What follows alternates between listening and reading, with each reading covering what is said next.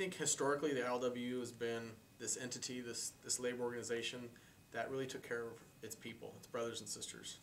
We're not one of these labor organizations that leads from somewhere else. We lead from within. Everybody has a voice. Our leaders are all rank and filers, including myself. You know, we're not too far from walking a gangway and working on a ship as compared to being in the office. We're a big family. Well, unionization is important for two reasons. One is union participation in the country right now is at its lowest it's been in the history of the working movement. When unions first came about, I mean, everybody was working. You know, I mean, the working man had a sense of pride. You know, now with the outsourcing and taking jobs away from the working people, I mean, you can see we're countries in deep problems. You know, it's just something's got to give, and I think the only way we're going to get back on track is it's going to be the working class of this country. It's going to put the country back on track. Myself and the trauma team are available for the fatalities this industry has accumulated.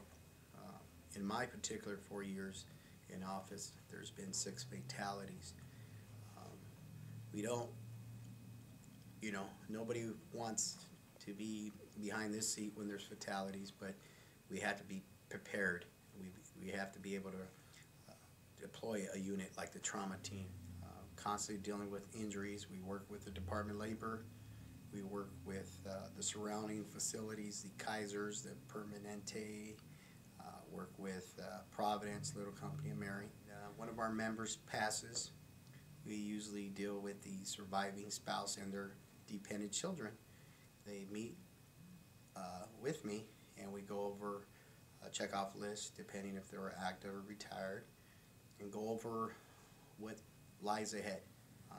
These are just things that we do, the health benefit, and being the health benefit officer, have to maintain a standard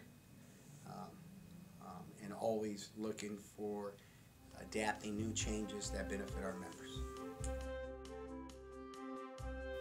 Unions, I believe, only help the lazy. But I believe in today's time and market, I believe that we have existing laws already in place to protect the employee without the need of unionization.